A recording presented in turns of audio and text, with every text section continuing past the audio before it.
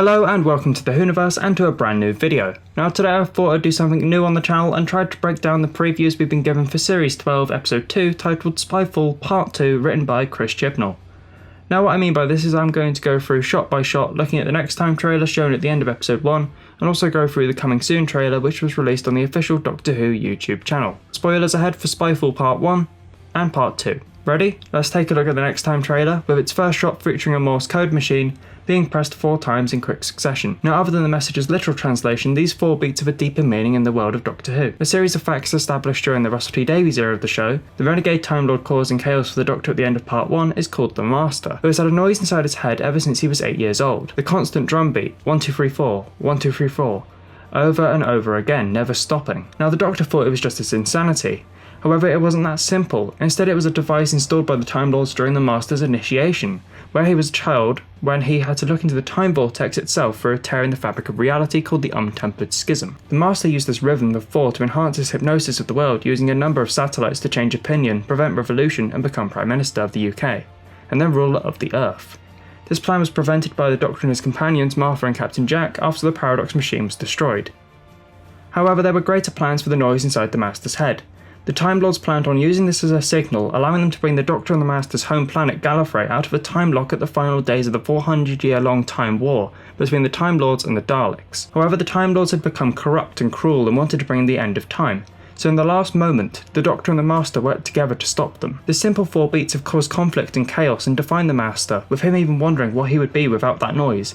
And it's a simple code that the Doctor understands as well, like the Master's calling card. It will be interesting to see how it plays into the episode. The next shot features a close-up on the Master, with Daniel Barton in the background with a red light behind him and a glass box in the foreground which looks to be cracked in places. The Master comments on how a little chaos can be a wonderful thing. A villainous statement, with the Master almost seeing himself as this character who possesses wisdom and power, knowing how to craft chaos to meet his needs. Now the next shot looks amazing and features the Eiffel Tower and Paris during World War II, specifically the year 1943. We know this thanks to some dialogue and a shot used in the first Series 12 trailer, which shows the Doctor shocked to where she's ended up, quizzing a passerby. The superimposed dialogue has the Master explaining how he arranged for their deaths, so they could stay dead. Could this be Graham, Ryan and Yaz making a return, or even the Doctor? I can't wait to find out. We get this shot here, which I'm finding difficult to grab any details from other than the use of period clothing and setting most likely Paris again, 1943. We then get this shot with several glowing aliens phasing into place. This setting appears to be a building site of sorts with flimsy metal wire fences and planks of wood. Could there be something from the past being constructed or dug up that they need? We get another 4 beats on the Morse code machine followed by Daniel Barton simply saying welcome to the end of their lives. And to think he's only the secondary villain for the episode, I'm interested to see where this character goes, his true motivations, whatever happened to that 7% that's not quite human. Now let's move on to the coming soon trailer with some repeated shots, so I only cover the new ones, starting with this quick one of a classic car driving along,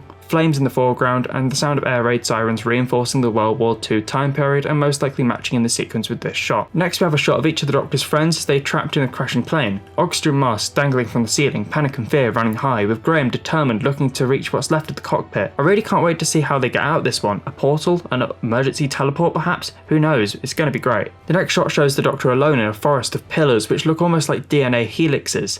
What is this place? Is it real? Is it the same universe? Or is it even another dimension? I can't wait to find out.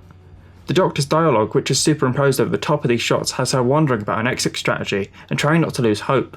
An emotion and belief that this version of the Doctor is a go-to. She thrives on it and she has none left. How will the Doctor deal with this, and can she escape in time to save her fam? One of the final shots before a close-up on the shock dock trapped in the Helix universe shows the Master shouting in what looks like an aircraft hangar, noticeably wearing a different costume to the black and white tux we saw in Part 1. These next time previews are short and don't really show much. It's difficult to gather much info, however with the cliffhanger being so incredible, I imagine they don't want to give too much away, and I couldn't resist talking about it. What do you think will happen in Part 2 of Spyfall? Leave your ideas and comments below, and be sure to check out my review of Spyfall Part 1. I'll leave a link in the description. Thank you very much for watching, don't forget to like, comment and subscribe, and I'll see you in the next video. Bye bye.